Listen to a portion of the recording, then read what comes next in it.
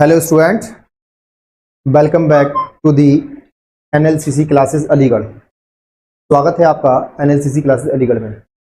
जैसा कि हम जेएमआई के लिए एक लेक्चर ऑफ सीरीज लेकर आए हैं, जिसमें हमने कल डिस्कस किया था हिस्ट्री ऑफ एमयू और minority status of MU. Syllabus के हिसाब से आज जो हम डिस्कस करने वाले हैं history of Islam and history of Jamia Millia Islamia. Syllabus में ये दो टॉपिक से भी क्वेश्चन आते हैं। आज हम इन दोनों टॉपिक्स की बात करेंगे। और एक ज़रूरी सूचना आप लोगों के लिए, जैसा कि हमारे एग्जाम्स हैं जामिया मिलिया इस्लामिया की, जो एंट्रेंस एग्जाम्स हैं वो मई में प्रपोज्ड हैं। तो जो लोग भी हमसे जुड़ना चाहते हैं, हमारे कोर्स को परचेज करना चाहते हैं, जो हमने क्रैश कोर्स शुरू किया है, तो स्क्रीन पे दिए गए नंबर पर कॉल कर या फिर हमारे ऑफिस को विजिट कर आप क्या कर सकते हैं, हमारे किसी भी कोर्स को परचेज कर सकते हैं, जिससे कि आप एक अच्छी फैकल्टी के ज़रिए, अच्छी कोचिंग के ज़रिए आप एक अच्छी तैयारी कर सकते हैं। तो चलिए हम शुरू करते हैं अपना आज का टॉपिक हिस्ट्री ऑफ इस्लाम। सबसे पहले हम हिस्ट्री ऑफ इस्लाम के बारे में बात करते हैं। हिस्ट्री ऑफ इस्लाम के दो टॉपिक आज हम दो टॉपिक डिस्कस करेंगे। एक history of Islam, history of Islam, दूसरा आपका history of JMI, Jamia Millia इस्लाम। जामिया मिलिया इस्लाम की हिस्ट्री और इस्लाम की हिस्ट्री के बारे में डिस्कस करेंगे। तो पहला टॉपिक हमारा आज है हिस्ट्री ऑफ इस्लाम। चलिए हम इसके बारे में बात कर लेते हैं, हिस्ट्री ऑफ इस्लाम के बारे में। थोड़ा सा ब्रीफ में हम इसको समझेंगे। इस्लाम का ओरिजिन कैसे हुआ, जैसे इस्लाम का ओरिजिन अरब में हुआ, और इस्लाम के आने से पहले दुनिया में हम जिसको उर्दू में ज़माना जाहिलिया बोलते हैं, उसे हम जो जहालत वाला ज़माना था, जो पढ़े लिखे लोग नहीं थे, जाहिल लोग थे, तो हम उसको डार्क एज भी कहते हैं। बेसिकली क्या बोलते हैं उसे हम?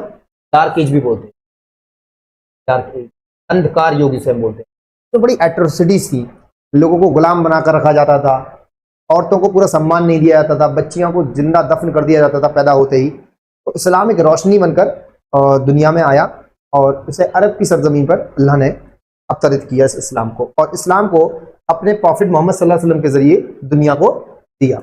और इस्लाम ने ही हर एक इंसान के दूसरे इंसान के प्रति क्या राइट्स हैं, क्या ड्यूटीज़ हैं, ये सब चीज़ें इम्पोज की। और उस कानून को हम कुरान करीम या फिर अहले सुन्ना कहते हैं, या हम उसको हम अहले सुन्ना की जगह हम हदीस भी बोलते हैं। तो हदीस और कुरान जो है वो बेसिकली इस्लामिक कानून है। उसमें बताया गया कि औरतों के राइट्स क्या होंगे, बच्चों के राइट्स क्या हैं, किसी को गुलाम नहीं बनाना है, सब बराबर है अल्लाह की नज़र में। कोई काला, कोई गोरा, कोई गरीब, कोई अमीर, इस तरह का डिस्क्रिमिनेशन नहीं किया जाएगा। तो यहाँ पर इक्वलिटी की बात करता है इस्लाम। लेकिन इस्लाम किस तरह से आया और किस तरह से फरोग हुआ, ये चीज़ हम जानेंगे। तो हम सबसे पहले बात करते हैं प्री इस्लामिक अरेबिया। तो अरब, इस्लाम के पहले का अरब किस तरह का था, जिसको मैंने बताया भी ज़माना जाहिलिया बोलते हैं, जहालत वाला ज़माना। यहाँ पर पढ़ा लिखा इंसान नहीं था, इल्म नहीं था। इस्लाम से पहले वाली किस तरह की थी, देखेंगे। जाहिलिया मीन्स एज ऑफ इग्नोरेंस। ये इग्नोरेंस का टाइम था, यहाँ पर कोई ऐसी व्यवस्था नहीं थी, इस तरह का कोई कानून नहीं था जिसमें क्या हो सके, जिसमें हर इंसान के राइट्स, हर इंसान की ड्यूटीज को तय किया जा सके। Used to describe the period before the Islam in Arab. ठीक है, एक तरह से हमने डिस्क्राइब किया इसको, ये पीरियड कैसा है, बिफोर इस्लाम इन अरब। अरब में इस्लाम आने से पहले का पीरियड है, हम इसको जमाना जाहिलिया बोलते हैं या एज ऑफ इग्नोरेंस कहते हैं। इतने सोशल कंडीशन क्या थी इसमें, सोशल कंडीशंस क्या थी जमाना जाहिलिया में, या कह सकते हैं हम इग्नोरेंस के एज में, डार्क एज में क्या सोशल कंडीशन थे। Tribal societies with constant inter tribal warfare, dominance of the clans like the Quraysh. Women had few rights, practices like female infanticide existed. ये क्या कह रहे हैं कि जो इससे पहले जो जमाना था, जो सोसाइटी थी, ट्राइबल सोसाइटी थी, जनजाति थी, वहां पर ट्राइबल सोसाइटी थी with the constant inter tribal warfare. और ये एक दूसरे से क्या करती थी, जो ट्राइबल कुछ कबीले थे, बेसिकली छोटे छोटे कबीले थे, और कबीलों में क्या था, लड़ाई हुआ करता, इंटर ट्राइबल ये जनजाति हुआ करती थी, जिसमें से एक कबीला था कुरैश। ये dominance of the clan like the Quraish.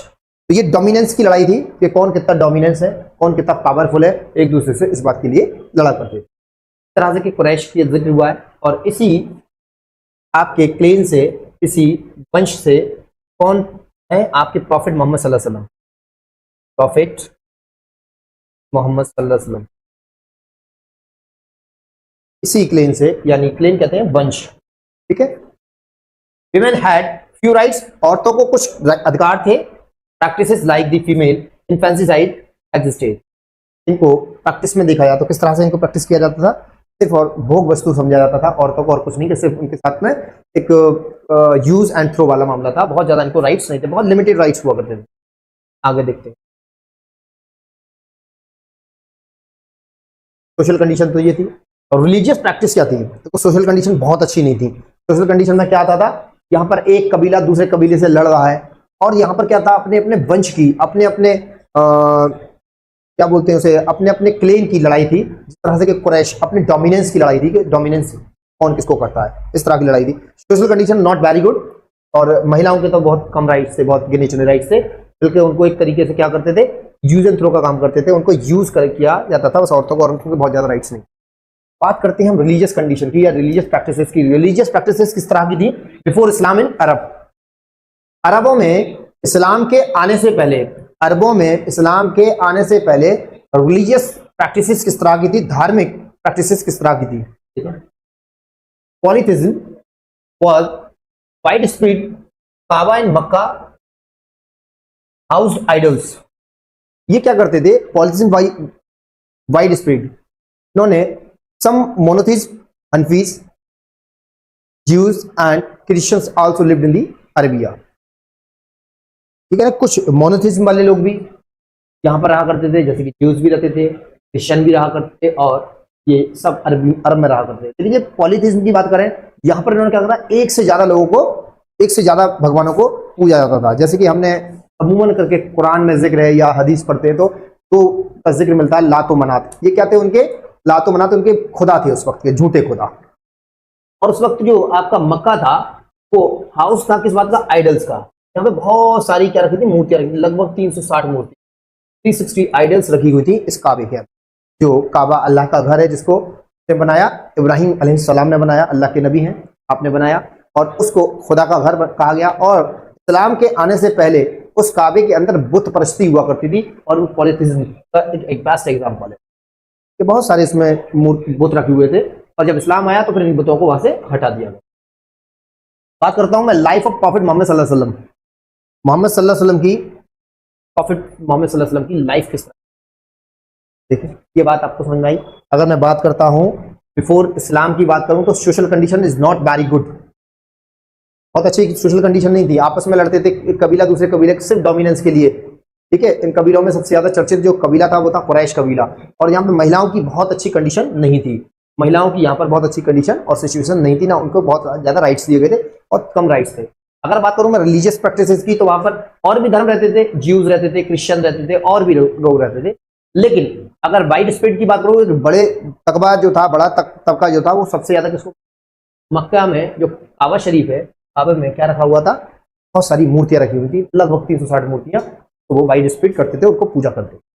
बात करते हैं हम लाइफ की, लाइफ ऑफ प्रॉफिट मोहम्मद सल्लल्लाहु अलैहि वसल्लम की। तो अर्ली लाइफ किस तरह की थी आपकी लाइफ को हमने दो हिस्सों में बांट रखा है, बिफोर ऐलान नबूवत और आफ्टर ऐलान नबूवत, यानी कि जब आपके नबी होने का डिक्लेरेशन हो गया, before the declaration of the नबूवत और आफ्टर द डिक्लेरेशन ऑफ नबूवत, यानी कि आपने नबी होने का दावा करने से पहले की जिंदगी और आपकी नबी होने का दावा करने के बाद की जिंदगी। हम दोस्तों बढ़ता हूं, अर्ली एज को पढ़ते हैं, अर्ली लाइफ को क्या है। born in Makkah in 570 BC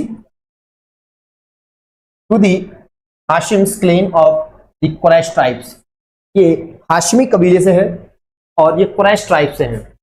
आप सल्लल्लाहु अलैहि वसल्लम की पैदाइश या जन्म होता है आपका 570 ईस्वी में, जो कि मक्का में होता है, और आपका जो कबीला होता है, क्लेन होता है, वो क्या है आपका हाशमी, और आप जो है कुरैश ट्राइब से बिलोंग करते हैं। Orphaned young raised by his uncle Abu Talib, ये कम उम्र में ही क्या हो गए थे, इनके तकरीबन 6 साल की उम्र में इनके वालिद और वालिदा का इंतकाल हो गया था आप सल्लल्लाहु अलैहि वसल्लम की। के बाद में इनकी जो केयर टेक किया, इनको केयर टेक कौन बने, इनके दादा अब्दुल मुत्तलिब बने। फिर उसके बाद में फाइनल ईयर केयर टेकर किसको बना दिया गया, इनके चचा अबू तालिब को, आप सल्लल्लाहु अलैहि वसल्लम के चचा अबू तालिब को बना दिया। नोन एज अल अमीन, ट्रस्टवर्दी। आपको अल अमीन के नाम से भी जाना जाता है क्योंकि आप बहुत ट्रस्टवर्दी थे। अमीन वो शख्स होता है जो किसी के वादे को न तोड़े, ना वो किसी के वादे को तोड़ता हो और ना किसी की चीज में, किसी की अमानत में खयानत ना करता हो उसमें। मिसाल के तौर पर आपने मुझे 100 रुपए दिए रखने के लिए, कि सर आप 100 रुपए रख लीजिए, तो मैंने वो 100 रुपए रख लिए और जब जरूरत पड़ेगी मैं आपसे वापस लूंगा, तो मुझे वही नोट देना है लौटाकर आपको, जो नोट आपने दिया था मुझे। ये आपकी अमानत है। उस अमानत में कोई बदलाव ना करते हुए, उसमें कोई खयानत ना करते हुए अगर मैं आपको वो चीज वापस कर देता हूं तो ये कहा जाना चाहिए कि मैं एक अमीन आदमी हूं। तो आप सल्लल्लाहु अलैहि वसल्लम की ये खासियत थी कि आप किसी के साथ धोखाधड़ी नहीं करते थे और ना ही आप किसी की दी हुई चीज में कोई तब्दीली करते थे। इसीलिए आपको अल अमीन शब्द का टाइटल दिया गया और जिसको इंग्लिश में हम कहते हैं द ट्रस्टवर्दी। आप ट्रस्टवर्दी थे। आगे बढ़ते हैं। रेवलेशन क्या है?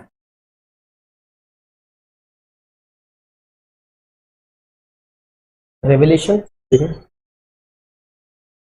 at age 40, 610 CE, received the first revelation from the angel Jibreel in the cave of Hira. Revelation समझेंगे। मैंने बताया अर्ली एज किस तरह की थी और इनकी आफ्टर दी डिक्लेरेशन ऑफ नबुवा, यानी कि नबूवत का ऐलान करने के बाद में क्या जिंदगी रही आपकी।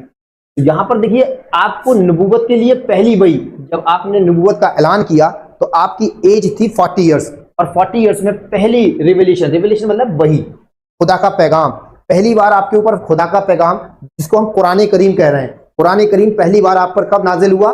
आप पर कुरान की आयत नाजिल होती है पहली बार, आपकी एज होती है उसमें 40 इयर्स। और ये कुरान की आयत को, इस कुरान के पैगाम को लेकर आप तक कौन आता है? अल्लाह का कोई फरिश्ता है जिसका नाम है हजरत जिब्राइल। जिब्राइल लेके आते हैं और कहां लेकर आते हैं? इन द केव ऑफ हिरा। एक हिरा गुफा है काबा शरीफ में, जो अरबी शहर है काबा शरीफ, उस मक्का शरीफ में एक जगह है केव ऑफ हिरा, हिरा की घाटी। उस घाटी में ये लेकर आते हैं गारे हिरा। उस गारे हिरा में जब आपकी उम्र होती है 40 साल और तब जिब्राइल आते हैं और आकर अल्लाह का पैगाम इनको देते हैं। तो पहला रिवलेशन आपको ध्यान रखना है कब हुआ? आपकी एज 40 इयर्स थी और अगर हम इंग्लिश कैलेंडर की बात करें तो 610। और अगर मैं बात करूं कौन लेकर आया था, तो जिब्राइल लेकर आए थे। और अगर ये जगह पूछी जाए आपसे तो केव ऑफ हिरा। बात करते हैं प्रीस्ट, मोनोथीस्ट, तौहीद, सोशल। जैसे मैंने बताया पहले भी आपको, देखो या रिलीजियस कंडीशन की बात की थी मैंने, या पॉलीथिज्म की बात की बात कर रहे थे। पॉलीथिज्म, पॉलीथिज्म का मतलब क्या है? एक से ज्यादा को खुदा मानना। काबे में क्या रखे थे? बुत रखे थे बहुत सारे, 360 बुत, जिसमें लातो मनात बहुत फेमस थे। इनके खुदा थे वो झूठे खुदा। जब इस्लाम नहीं आया था तो काबे में क्या होती थी? मूर्ति पूजा होती थी। उसमें मूर्तियां रखी गई थी जिनमें दो खुदा बड़े फेमस थे उनके, लातो मनात। बुतों के नाम थे, एक का नाम लात था, एक का नाम मनात था। इस तरह की पूजा करते थे, पॉलीथिज्म की तरह से पूजा करते, यानी एक से ज्यादा खुदाओं को मानते थे। लेकिन जब अल्लाह के रसूल सल्लल्लाहु अलैहि वसल्लम आए और कुरान का जब आपके ऊपर नज़ूल हुआ, जब कुरान आपके ऊपर नाजिल हुआ, तो सबसे पहला पैगाम आपने वहां से आकर क्या दिया? आपने प्रीच किया मोनोथिज्म, यानी तौहीद की बात की कि वननेस ऑफ गॉड, अल्लाह एक है, अल्लाह एक है। मोनोथिज्म की बात की। ये पूछा जाता है कि इस्लाम मोनोथिज्म को फॉलो करता है या पॉलीथिज्म को? तो मोनोथिज्म को करता है, वननेस ऑफ गॉड को करता है। ठीक है। सोशल जस्टिस की बात करी और मोरल कंडक्ट की बात की। आपने क्या कहा? Social justice. जैसे कि हमने देखे, अगर बिफोर आप सल्लल्लाहु अलैहि वसल्लम की बात करूं, बिफोर इस्लाम की बात करूं, तो वहां पर सोशल जस्टिस नहीं था। महिलाओं को, औरतों को कोई इज्जत, कोई वैल्यू, कोई राइट्स नहीं दिए जाते थे, बल्कि लड़कियों को जिंदा पैदा होते ही क्या कर दिया था? दफन कर दिया था। आदमियों की कोई औकात नहीं थी, गुलाम खरीदे बेचे जाते थे, खरीदो फरोख्त होती थी और उनको जानवरों से भी ज्यादा बदतर उनके साथ सुलूक किया जाता था। आप जब पैदा हुए आप सल्लल्लाहु अलैहि वसल्लम, आपने सबसे पहले वकालत किसकी? जस्टिस। सामाजिक न्याय देने की बात की कि महिलाओं का क्या स्टेटस होना चाहिए। महिलाओं को जिंदा दफन नहीं करना है, महिलाओं के साथ आपको बदसलूकी नहीं करना है। वो सिर्फ और सिर्फ यूज एंड थ्रो की चीज नहीं है, उनको समाज में, सोसाइटी में इज्जत देनी चाहिए। गुलामों को खरीद फरोख्त बंद करिए, ये इंसान है। अल्लाह ने किसी के साथ कोई भेदभाव नहीं किया, ना कोई काला, ना कोई गोरा, ना कोई पतला, ना कोई मोटा, ना कोई गरीब, ना कोई अमीर। अल्लाह ने सबको क्या करा? समान बनाकर पैदा किया। तो सोशल जस्टिस की बात की। और दूसरी बात की मोरल कंडक्ट की। मोरल कंडक्ट का मतलब क्या है? यहाँ पर झूठ ना बोलिए आप, किसी के साथ धोखाधड़ी ना करिए आप, किसी का बेवजह किसी को परेशान ना करिए, किसी का दिल ना दुखाइए, किसी को बेवजह कत्ल मत करिए, किसी का माल मत खा जाइए। ये सब मोरल कंडक्ट में आता है। ठीक है। तो ये आपने दो चीजों की वकालत की। एक तो मोनोथिज्म की बात की कि हम तौहीद की बात करते हैं, अल्लाह एक है। तौहीद की बात करें तो कलमा पढ़ने की बात, कलमा तौहीद। ठीक है। कलमा तौहीद का मतलब वननेस ऑफ गॉड की बात करना, और दूसरा प्रॉफिट मोहम्मद सल्लल्लाहु अलैहि वसल्लम पे आपने ईमान लेकर आना कि वो अल्लाह के नबी और रसूल। ठीक है। अगर मैं बात करूं उसकी बात की, रेवल्यूशंस वर कंपाइल्ड लेटर दी कुरान। जितनी भी वही आई, रेवल्यूशंस का मतलब वही, जितने भी पैगाम अल्लाह के आए बाद में उसको कंपाइल किया गया है किताब की शक्ल में, उस किताब का नाम क्या है? ठीक है, तो जितने भी आपके ऊपर जिब्रील के जरिए अल्लाह पाक ने जितने भी जिब्रील के जरिए आपके ऊपर पैगाम भेजा, उसको हमने कुरान कब कहा? जब उसको कंपाइल कर दिया गया, जब उसको कंपाइल कर दिया। वो डिफरेंट डिफरेंट टाइम पर डिफरेंट डिफरेंट प्लेसेस पे आया है। ठीक है, हमें प्लेस क्या याद रखना है? पहला प्लेस, पहला इस प्लेस पर आया। ठीक है, तो डिफरेंट डिफरेंट टाइम पर आप पे वही आई और डिफरेंट डिफरेंट प्लेसेस पे आई, और उसके बाद में जब उसको कंपाइल कर दिया गया तो उसका नाम क्या दिया गया? ठीक है, अपोजिशन एंड माइग्रेशन ऑफ हिजरा, इनके साथ बड़ा, जब इन्होंने वननेस ऑफ गॉड की वकालत की, मोनोथिज्म की वकालत की, सोशल जस्टिस की बात की, तो जो तागूती ताकतें थी उस वक्त, जो इनके चचा थे उस वक्त के, जो काफिर थे, जिनका नाम आपको पता ही है, अबू जहल, अबू लहब, अबू सुफियान, और भी बहुत सारे दीगर जो कुरैश के सरदार थे, सरदार कुरैश थे, इनके जो कबीले के सरदार थे, वो इनकी जान के दुश्मन हो गए। और फिर वही आप पर आती है, तो वही किसकी आती है कि आप माइग्रेट कर जाइए, हिजरा कर जाइए, हिजरत कर लीजिए। कहां से? मक्का से कहां चले जाइए? मदीना चले जाइए। ये हुक्म हुआ आपको, और आपने फिर क्या किया? अल्लाह के हुक्म के हिसाब से आपने मक्का को छोड़कर कहां बस गए? अगर मदीना में गए। तो देखिए, फेस परसिक्यूशन इन मक्का, आपने क्या दिया? यहां से परसिक्यूशन को झेला आपने, मक्का को छोड़ दिया। इन 622 सी माइग्रेटेड टू मदीना यथरिब। ये यथरिब वर्ड जो है वो अरबी का वर्ड है। ठीक है, बड़ा अच्छा शेर है अल्लामा इकबाल का, यसरब से फिर एक बार, यसरब भी कहते हैं इसे अरबी में, यथरिब लिखा है, इंग्लिश में लिखा है, यसरब भी बोलते हैं।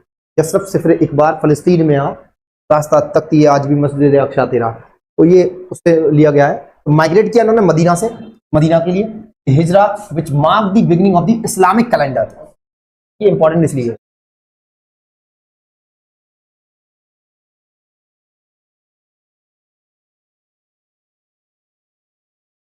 ये सभी बोलते हैं अरबी में। Good evening sir, good evening sir. Kohinoor ji, good evening, very good evening. आपने 2 बार बोला, वेरी गुड इवनिंग। तो बेसिकली ये जो जरूरी क्यों है? ये प्रोसिक्यूशन हुआ, आपको निकाल दिया गया मक्का से, बल्कि आपकी जान के दुश्मन हो गए और आपको कत्ल करने की साजिशें होने लगी। तो अल्लाह की तरफ से हुक्म आया कि अब आप मक्का छोड़ दीजिए और आप कहां चले जाइए? मदीना की तरफ रुख करिए। तो आप क्या करते हैं? माइग्रेट कर जाते हैं 622 में, और जब माइग्रेट कर जाते हैं तो इसी घटना को हमने क्या कहा है? हिजरत कहा है। हमने क्या कहा? हिजरत। और इसी हिजरत की तारीख से क्या शुरू होता है? इस्लामिक कैलेंडर शुरू होता है, हम जिसे क्या बोलते हैं? हिजरी सन बोलते हैं। ठीक है, हिजरी। तो हमारा जो कैलेंडर है इस्लामिक कैलेंडर, उसको हम क्या बोलते हैं? हिजरी कैलेंडर बोलते हैं। ये आपको ध्यान रखना, इस्लामिक कैलेंडर का नाम क्या है? हिजरी कैलेंडर, यहीं से शुरू होता है। आगे बात करते हैं मदीने के पीरियड की, बात करते हैं मदीने में क्या कितना पीरियड उन्होंने गुजारा और क्या क्या मदीने में। Establish the first Islamic state. मदीने में जैसे ही आप गए तो आपने सबसे पहले क्या स्टैब्लिश किया? पहला इस्लामिक स्टेट को establish, introduce the constitution of the Medina, uniting Muslims and non Muslims. मदीने का जो कॉन्स्टिट्यूशन था, बेसिकली कॉन्स्टिट्यूशन कह सकते हैं आप, मदीने का एक निजाम बनाया, एक कानून बनाया और उसमें नाफिज कर दिया। क्या कहा? कोई भी एक दूसरे से क्या नहीं करेगा? दुश्मनी नहीं करेगा। सब क्या रहेंगे? यूनाइट होकर रहेंगे। चाहे कोई मुसलमान हो चाहे गैर मुस्लिम हो, कोई एक दूसरे के ऊपर कोई जाति या कोई जोर जबरदस्ती नहीं करेगा। अपनी मर्जी के हिसाब से अपना अपना धर्म फॉलो करते हुए क्या करेंगे? आप जो है अपने अपने हिसाब से। बेसिकली वैसे भी इस्लाम सेकुलरिज्म की वकालत करता है। सेकुलरिज्म पता है कहां से आता है?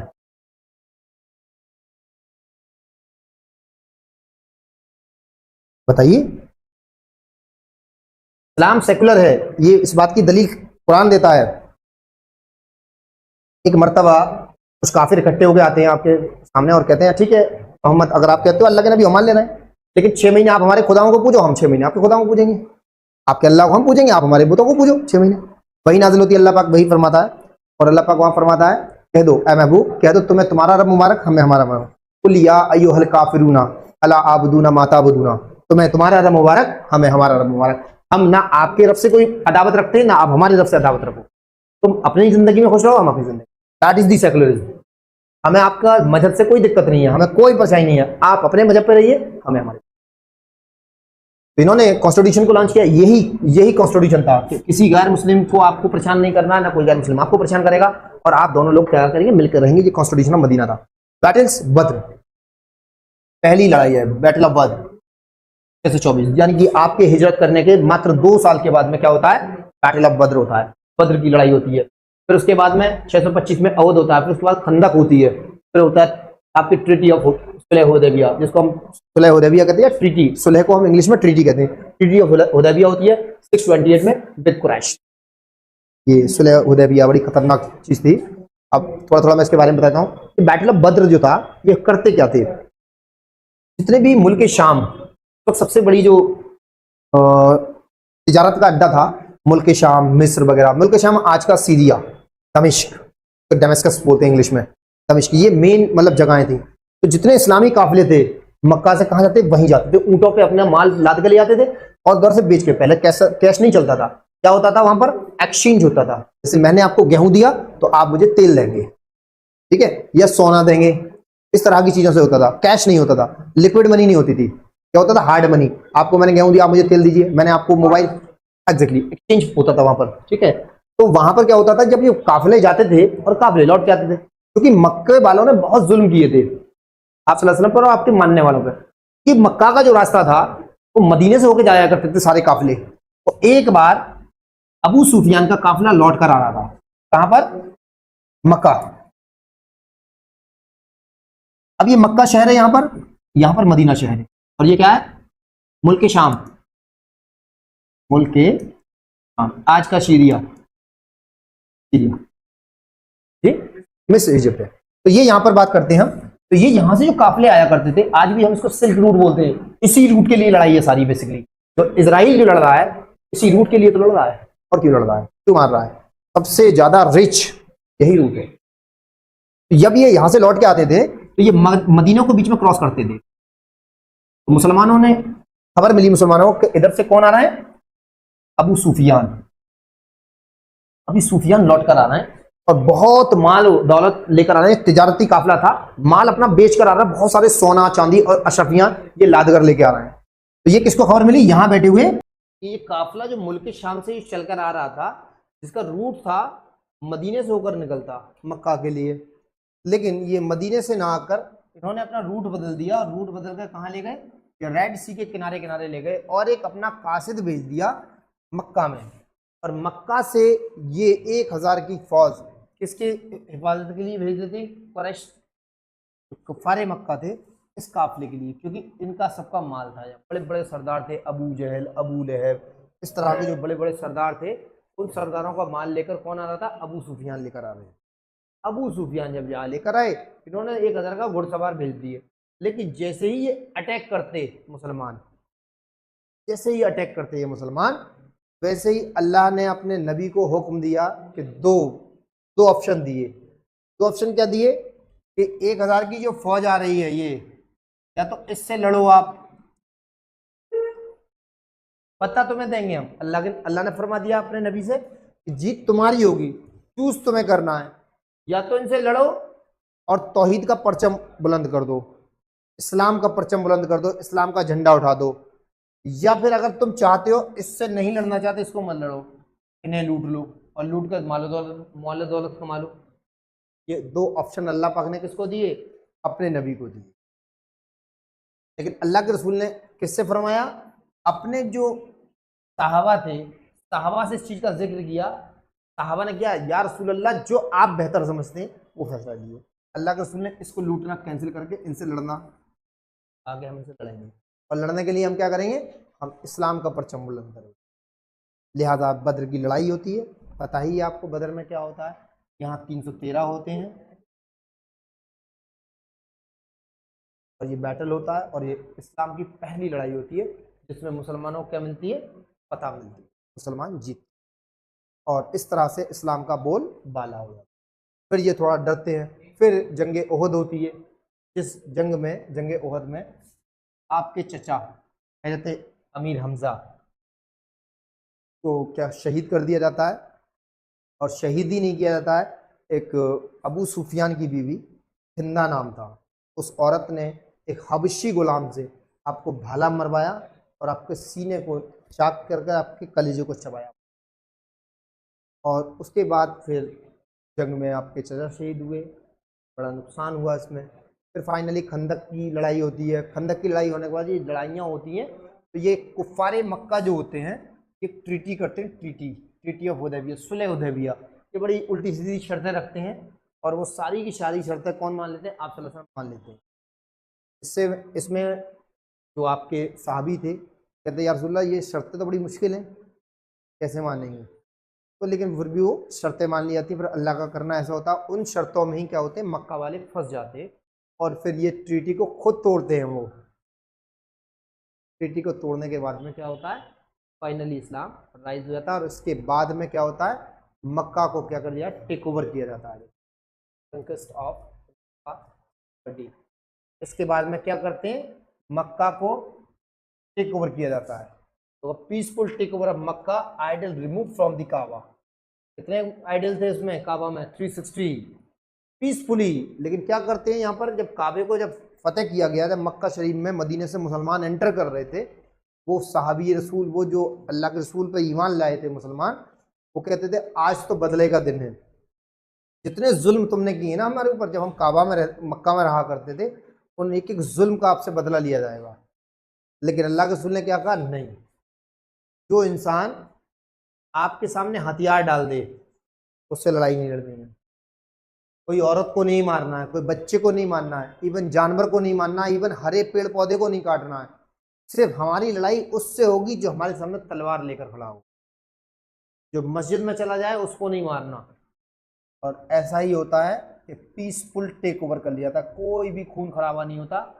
कुरैश और जितने मक्का के कुफार थे, या तो इस्लाम ले आते या वो हथियार डाल देते। और इस तरह से मक्का को फतेह कर लिया जाता है, फतेह मक्का हो जाती है। और ये फतेह मक्का जो होती है वो आपकी 20वें रमज़ान को होती है।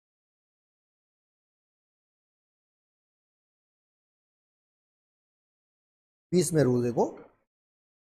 और अगर बैटल ऑफ बद्र की बात हो, 17 रमज़ान को होती है।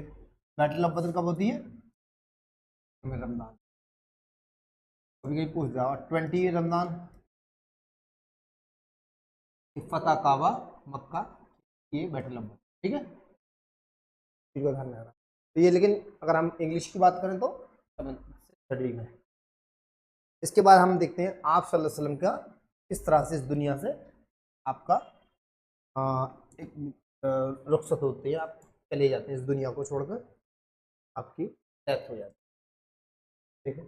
डेथ इन 632, फतेह काबा के मक्का के बाद 2 साल के बाद में कहाँ पर होता है आपका इंतकाल? मदीना में। और मदीना में ही आपको दफन किया जाता है, जो आज की शक्ल में मस्जिद नबवी थी, जिसको नबी मस्जिद को बनाया गया था, उसी मस्जिद नबवी में आपका जो हुजरा था, उस हुजरे में ही आपको दफन किया। The 4 राइट गाइडेड कैलिफेट, हमने कहते हैं भाई ये चारों खलीफा राशिदीन हैं, चारों खलीफा हैं। कौन कौन से खलीफा गुजरे हैं आपकी वफात के बाद में? पहले अबू बकर सिद्दीक, इनकी टाइम पीरियड 32 से लेकर 34 तक रहा है, बहुत ज़्यादा पीरियड नहीं रहा इनका, 2 साल का रहा। First caliph compile the Quran, इन्होंने कुरान जो आप पर नाजिल हुआ था उसको कंपाइल कराया। सप्रेस दी अपोस्टेसी मूवमेंट, रिद्दावास, ठीक है। इन्होंने अपोस्टेसी मूवमेंट जो चल रहा था उसको इन्होंने क्या किया, सप्रेस किया। इसके बाद में दूसरे बनते हैं आपके खलीफा उमर इब्न अल खत्ताब। इनका जो टाइम पीरियड देख रहे हैं आप, तकरीबन 10 साल का रहा। ये टाइम के लिहाज से काफ़ी बड़ा रहा इनका, 10 साल का। और इस्लाम को जो एक्सपेंड किया गया सबसे ज़्यादा इसी में हुआ। Expanded the umpire into Persia, Egypt and Levant. सोचें जरा, जो पर्शियन जो अंपायर हुआ करता था, इजिप्ट हुआ करता था, ये लिबनान को बोलते आज का, ठीक है। पर्शिया, इजिप्ट एंड लेवेंट, ये आप जो देख रहे हैं पर्शियन, दो ही बहुत बड़ी, दो इस्लाम का जो नज़ूल हुआ उस वक्त 2 बड़े बड़े किंगडम हुआ करते थे, सबसे बड़ी ताकतें, एक और एक 2, और बल्कि 3 बड़े बड़े अंपायर रहे जिनकी तारीख गवाह है। पहला रोमन अंपायर, दूसरा पर्शियन अंपायर, और तीसरा ओटोमन अंपायर।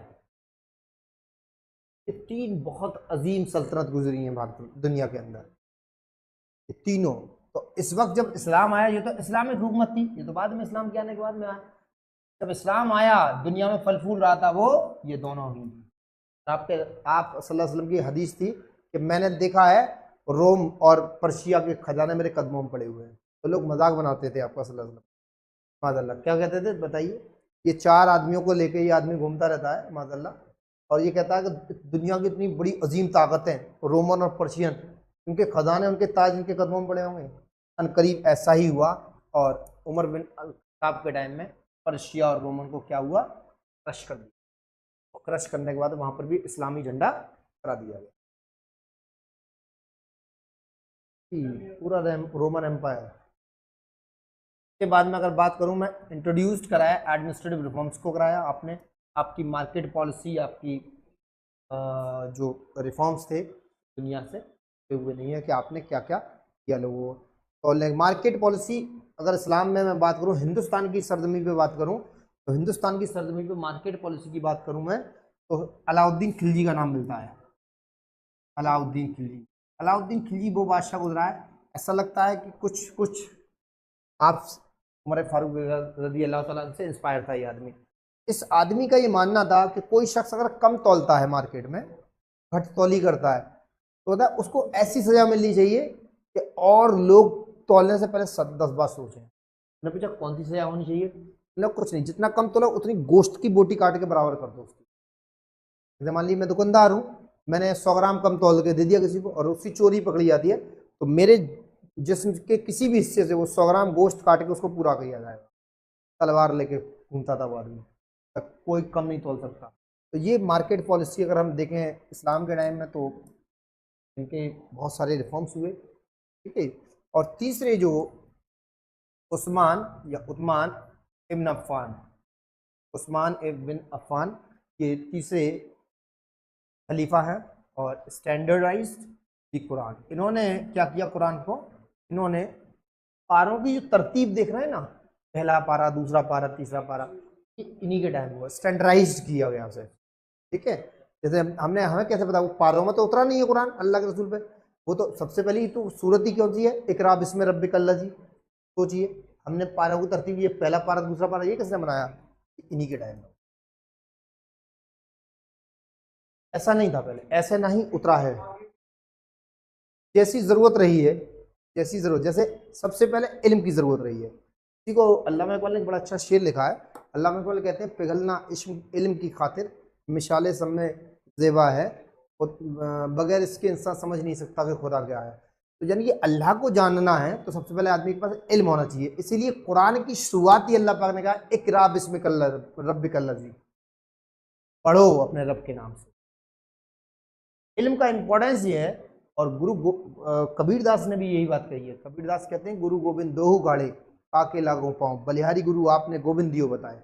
गुरु का काम ही होता है कि अल्लाह तक पहुंचाने का रास्ता। आप सल्लल्लाहु अलैहि वसल्लम गुरु हैं, अगर आप नहीं आते दुनिया में तो दुनिया जानती नहीं कोई रब है। किसने बताया क्या बनने सब, मोनोथिज्म का प्रिंसिपल लेकर कौन आया दुनिया के अंदर, आप ही तो लेकर आए। नहीं तो कोई तो मूर्ति पूज रहा था, कोई नदी पूज रहा था, कोई पेड़ पूज रहा था, कोई सूरज को पूज रहा था, यही तो चल रहा था पॉलिथिज्म। लेकिन दुनिया में मोनोथिज्म का कॉन्सेप्ट लेकर कौन आया, आप सल्लल्लाहु अलैहि वसल्लम। इसी को कबीरदास कहते हैं गुरु गोविंद दोहु गाड़े, एक तरफ तो ईश्वर खड़ा है, मुझे, मैं ईश्वर को जानता ही नहीं था कौन है, पर ताके लागू पाऊं, बलिहारी गुरु गोविंद दियो बताया। ए गुरु आप पर मैं कुर्बान जाऊं, आपने मुझे सही रब का पता बता दिया कि ये मोनोथिज्म वाला रब जो बनने सब गॉड है वो खुदा है, वो अल्लाह है, इसको पूज रहा है। तो सबसे पहली चीज इस्लाम की हो या कोई भी मजहब हो, इल्म का इंपॉर्टेंस बहुत है, आपको नॉलेज हासिल करनी। बात करते हैं कि तो एक्यूज ऑफ दी नेपोटिज्म और एसेसिनेटेड, ये थोड़ा सा इनके साथ एक घटना रही है। ये नेपोटिज्म की बात करते हैं कि नेपोटिज्म को बढ़ावा दिया इन्होंने, और इनको बाद में क्या कर दिया गया, शहीद कर दिया। और इनकी शहादत इस तरह की शहादत है कि इन पे खाना पानी बंद कर दिया गया था, इनको नज़रबंद कर दिया गया था।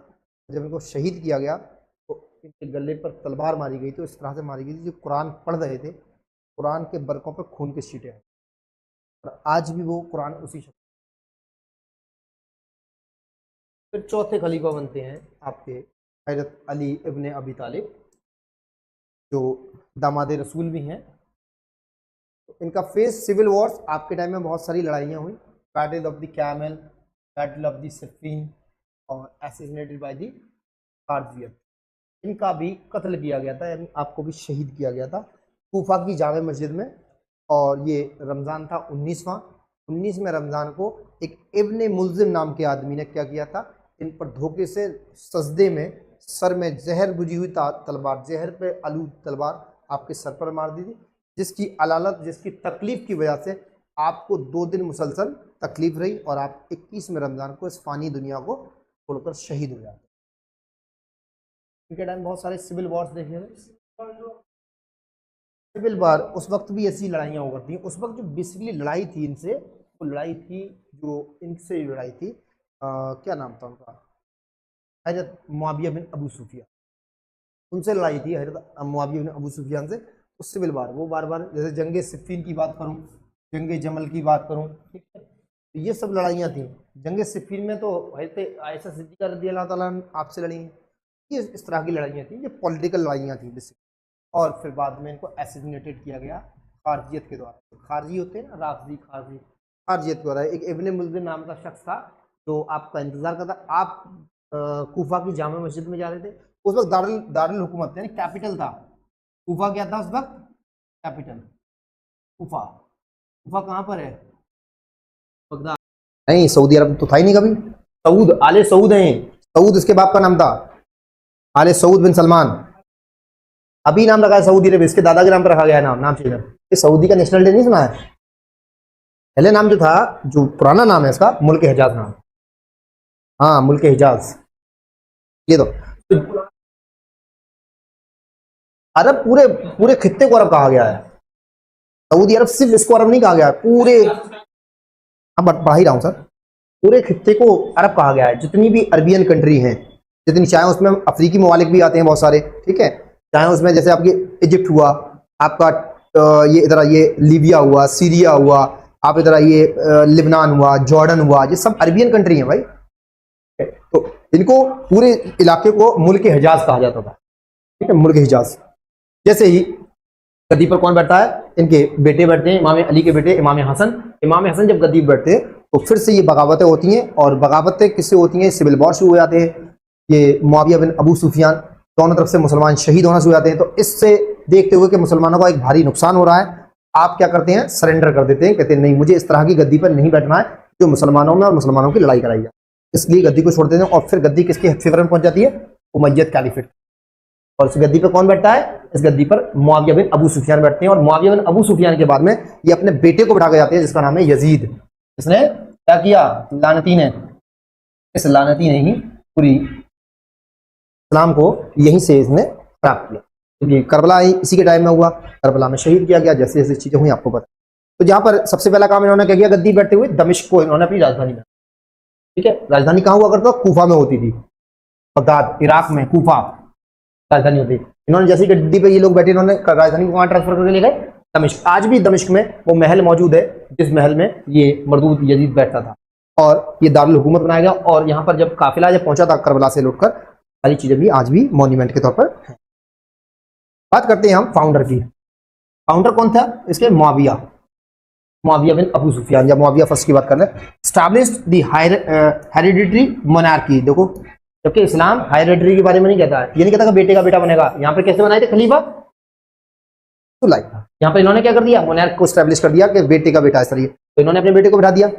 Spread the Islam into Spain, north Africa and central Asia. ठीक है, इस्लाम का बढ़ावा हुआ, स्पेन तक इस्लाम पहुंचा, नॉर्थ अफ्रीका तक पहुंचा, और सेंट्रल इन्हीं के टाइम पे Arabic become the administrative language. जो अरेबिक थी वो जबान कैसी हो गई? इनकी एडमिनिस्ट्रेटिव लैंग्वेज हो गई। और accuse of the Arab supremacy and luxurious living. ये किस बात कहते थे? अरब की सुप्रीमेसी की बात करते थे और लग्जरियस लाइफ जीने की बात। ये लोग, इनको जैसे और खलीफा गुजरे, उन्होंने कभी ऐशो आराम नहीं किया, हमेशा दीन दुनिया के लिए काम किया, ये नहीं करते थे। इन्होंने क्या किया? लग्जरी लाइफ को जीने की बात। और इसी के लिए इन पे इल्जाम लगते हैं। और अरब सुप्रीमेसी की बात की। अरब सुप्रीमेसी में क्या कहा इन्होंने? जो अरब ब्रीड है वो सुप्रीमेसी है। जबकि अल्लाह के रसूल का जब आखिरी खुतबा हम देखते हैं तो अल्लाह के रसूल ने साफ साफ फरमाया किसी अरबी को किसी अजमी पे कोई फौकियत नहीं होगी, कोई सुप्रीमेसी नहीं होगी, क्योंकि इस्लाम क्या कहता है? इस्लाम कहता है कि हम सोशल जस्टिस की बात करते हैं, इक्वलिटी की बात करते हैं, चाहे वो हिंदुस्तान में रहने वाला मुसलमान हो, चाहे वो अरबिस्तान में पैदा होने वाला मुसलमान हो। सिर्फ और सिर्फ किसी इंसान को सुप्रीम माना तब जाएगा जब उसका अमल अच्छा होगा, इस्लाम को ज्यादा अच्छे से फॉलो करता होगा। ये नहीं कि वो दिखने में कितना खूबसूरत है, इस्लाम उसके बाद पैसा कितना है, ये सब चीजें बेमानी है इस्लाम के अंदर। इस्लाम तो सिर्फ ये कहता है कि भाई आपके पास कितना सलाहियत है और कितना अच्छे से आप इस्लाम को फॉलो करते हैं, आप कितने दीनदार आदमी हैं, आप कितने परहेजगार आदमी हैं, ठीक है, ये सब चीजें इस्लाम फॉलो करता है। इसके बाद में अगली जो हुकूमत शुरू होती है, अब्बासी हुकूमत। जब ये खत्म हुई उमैयद, तो उसके बाद अब्बासी आते हैं। अब्बासी खलीफाओं का टाइम शुरू होता है, ये होता है 750 लेकर 1258। तो देखो इसमें इन्होंने कैपिटल इन्होंने बदल के कहाँ रख दी कैपिटल।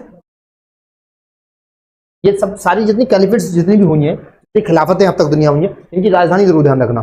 जैसे उमैयद थी तो उमैयद की कहाँ थी? दमिश्क। और इससे पहले अगर मैं बात करूँ तो इमाम अली तक कूफा, और उन्होंने कहाँ लेकर गए? वो दमिश्क ले गए। और ये अब्बासी कहाँ लेकर आए? बगदाद। देखो emphasised equality among the Muslims, Arab and non Arab. इन्होंने क्या किया? जो अरबी सुप्रीमेसी थी उसको खत्म कर दिया, क्योंकि अरब कोई ऐसे नहीं स्पेशल है। हमने क्या कहा? इन्होंने कह दिया कि नहीं भाई सब इक्वल होंगे, मुस्लिम्स कोई छोटा बड़ा नहीं होगा, चाहे अरबी हो चाहे वो नॉन अरबी हो। गोल्डन एज ऑफ इस्लाम, इसको गोल्डन एज कहा जाता है इनके टाइम में। क्यों? Advancement in science, medicine, mathematics, literature and philosophy. यहाँ पर इन्होंने काम किया, किस किस फील्ड में काम किया? इन्होंने साइंस की फील्ड में काम किया, मेडिसिन के फील्ड में काम किया, मैथमेटिक्स, लिटरेचर एंड फिलॉसफी, इन सब फील्ड में काम किया। इसलिए हम इसको क्या बोलते हैं? Golden age of Islam. सबसे ज्यादा काम पढ़ाई लिखाई का इन्हीं के टाइम में हुआ है। बात करें ग्रेट स्कॉलर्स, अल खवारिज़मी, इब्न सीना, अल फराबी, अल गजाली, जितने भी स्कॉलर्स गुजरे सब इन्हीं के टाइम में। बात करते हैं decline after the Mongols invasion. और ये डिक्लाइन कैसे हुआ? मंगोलों के टाइम में मंगोल आए और मंगोलों ने इनका इन्वेजन किया और बगदाद को टेक कर दिया 1258। बगदाद को बुरी तरह से लूट लिया। जहां पर एक हलाकू खान की तारीख है, थोड़ा बता दूं, तो बगदाद पर अटैक किया तो हलाकू खान चंगेज खान का पोता था शायद, तो उसने अटैक किया बगदाद पर। कब किया? 1258 में। और इसने कसम खाई थी कि मुसलमानों को मार मार कर उनके सरों का मीनार बनाऊंगा, काट काट के सर, और उस पर खड़े को शराब पीनी है। इनाम रख दिया कि जो मुसलमान का सर काट के लाएगा इतने दिनार दिए जाएंगे, एक सर काट के लाओ उतने दिनार ले जाओ। और मारे मुसलमानों को पूरी तरीके से बगदाद को बर्बाद कर दिया और खून की नदियां मारी इसने इस तरह से। लेकिन फाइनली ये हुआ, फाइनली एक अल्लाह के वली पैदा होते हैं, अल्लाह के मुबारक बंदे पैदा होते हैं, और वो जो हलाकू खान था वो उनके हाथ पे ईमान लेकर और वो मुसलमान फाइनली। लेकिन ये अब्बासी खिलाफत कहाँ खत्म होती है? बगदाद के ये लूटपाट से खत्म हो जाती है। और ये खत्म कौन करते हैं? मंगोल का। इसके बाद अगली जो हम डायनेस्टी की बात करते हैं, अगर हम थोड़ा सा रुख करें हिंदुस्तान की तरफ, रुख करें हिंदुस्तान की तरफ भी रुख करेंगे भी। देखो इतनी सारी ये अब फातमी कैलिफेट शुरू होती है 909। ये थोड़ा सा जो कॉन्सेप्ट है शियाओं वाला कॉन्सेप्ट। फातमी कैलिफेट शुरू होती है 909 से लेकर 1171 तक। हाँ ये लेकिन पैरेलल चल रही है, ये शियाओं का कॉन्सेप्ट है। देखो जो Shia dynasty based in Egypt, Egypt में थी, और founded Al Azhar University. Al Azhar University जो है दुनिया की सबसे बड़ी दीनी यूनिवर्सिटी है। ये कहाँ पर है? कायरो, मिस्र में। ठीक है, बात करें सल्जूक एम्पायर, उसी टाइम का है, 13 से लेकर 11 से लेकर 13वीं सेंचुरी तक सल्जूक। के बाद कौन थे? सुन्नी पावर की बात करूँ, फॉर दी क्रूसेडर्स, क्रूसेडर्स लाई की इन्होंने। पैट्रोनेज की बात करूँ, पर्शियन कल्चर की बात करते हैं, ममलूक्स की बात करता हूँ, आपके slave soldiers who the rule Egypt and Syria, defeated Mongols at Ain जलूथ।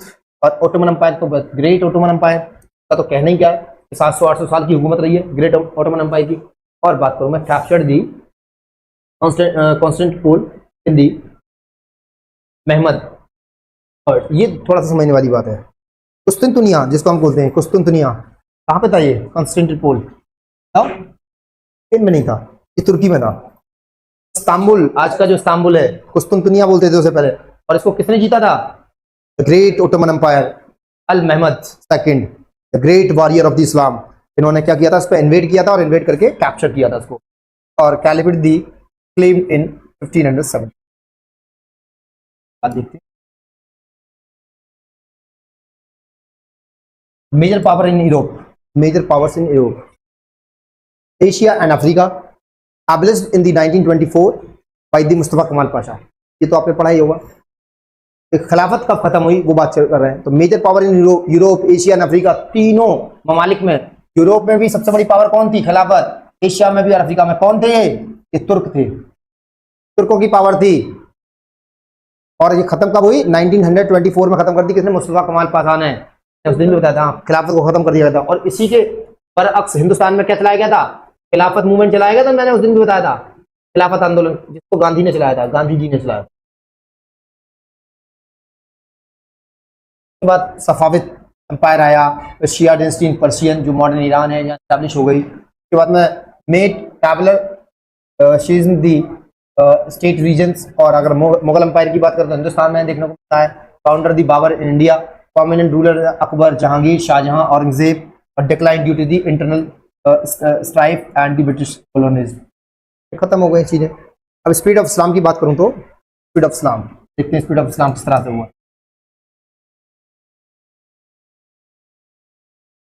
देखो स्पीड ऑफ इस्लाम को और देख लेते हैं थोड़ा सा। स्पीड ऑफ इस्लाम तो मिलिट्री कॉन्कर्स, ट्रेड रूट्स जिसको सिल्क रूट और इंडियन ओशन की बात करते हैं, मिशनरीज यानी सूफीज की बात करते हैं हम लोग, और कल्चरल एजिमिलेशन। इन वजहों से इस्लाम को फैलाया गया। हमने क्या किया? हम जहां पर भी गए हमने इन्वेड किया, वहां की सभ्यताओं से हमने जंगें जीती। जैसे हम स्पेन में गए, स्पेन में हमने क्या किया? स्पेन को हमने फतेह किया, और स्पेन में जब हमने फतेह करने के बाद हम जब वहां पहुंचे तो हमसे लोग मुतासर हुए, हमसे लोग इन्फ्लुएंस्ड हुए कि हमारा मजहब अच्छा है, और हमसे लोगों ने मजहब कबूल किया। फाइनली इसकी बात करूं ट्रेड रूट की, जहां पे हम ट्रेड करते थे तो हमारी ईमानदारी देखकर, हमें देखकर कि कितने लोग ईमानदार लोग हैं, से भी इन्होंने हमें क्या किया? इस्लाम को कबूल किया। दूसरी बात करूं मिशनरीज की, जो सूफी की बात करते हैं, सूफीज्म की, तो सूफी दुनिया के कोने कोने में पहुंचे। जैसे हिंदुस्तान में कौन आए? ख्वाजा गरीब नवाज आए। इस तरह से ये सब चीज। कल्चर की बात करें, कल्चर की वजह से भी इस्लाम फैला है। मेजर इस्लामिक सेक्ट्स कौन कौन से हैं? तो वो सुन्नी सेक्ट है, largest branches emphasize on elected leadership. क्या होता है सुन्नियों में? इलेक्टेड लीडरशिप की बात करते हैं, चुनाव की बात करते हैं। अब शिया की बात करते हैं, leadership should be from the prophet's family एलिवेथ। सुन्नी और शियाओं में फर्क क्या है?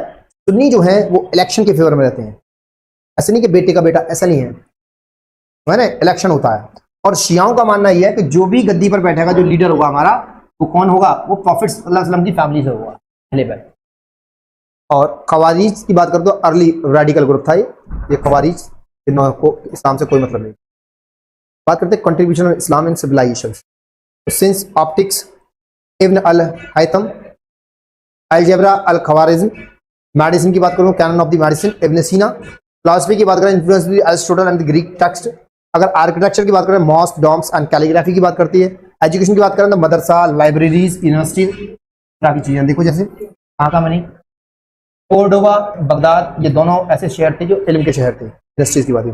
डिक्लाइन कैसे हुआ दुनिया के अंदर? डिक्लाइन कैसे? लेकिन decline and colonisation, internal conflicts, corruption, Mongol invasion.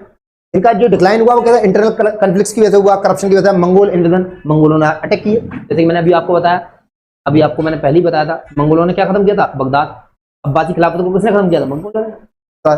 European की बात करूं तो यूरोपियन ने क्या किया? कोलोनाइजिज्म इन 18 एंड 20 सेंचुरी। इन्होंने कॉलोनी बनाई, यानी कि गुलाम बनाई देशों को, इंग्लैंड ने, जिसमें हिंदुस्तान भी था। बहुत सारे, जैसे तुर्की को गुलाम बनाया। तुर्की में क्या कर दिया था उन्होंने? 1924 में खिलाफत ही खत्म कर दी पूरी दुनिया से। और बात करें हम यहाँ की रेजिस्टेंस मूवमेंट थी बिगिन 19th सेंचुरी, और ये रेजिस्टेंस मूवमेंट शुरू हो गए थे 19th सेंचुरी। ये भी एक वजह है। मॉडर्न एरा की बात करूँ आज के टाइम की तो एवोल्यूशन ऑफ द ऑटोमन खिलाफत। अगर ये हम आज की बात करें तो ऑटोमन खिलाफत कब खत्म हुई? 1924 में खत्म हुई। इस्लामिक रिवाइवलिस्ट मूवमेंट्स हुए, और role of the Islam in the global politics and ये सब आपके वजह हैं आज के मॉडर्न। ये हमने आज का पूरा यहाँ तक कवर किया। इसके बाद में एक टॉपिक और रहेगा, थोड़ा बड़ा टॉपिक है, तो हम कल इंशाल्लाह कवर करेंगे। ठीक है, चलिए आज के लिए इतना ही, और कल हम एक नए टॉपिक के साथ हाजिर होते हैं आपके सामने। तब तक के लिए अल्लाह हाफिज, ख्याल रखें अपना, पढ़ते रहें।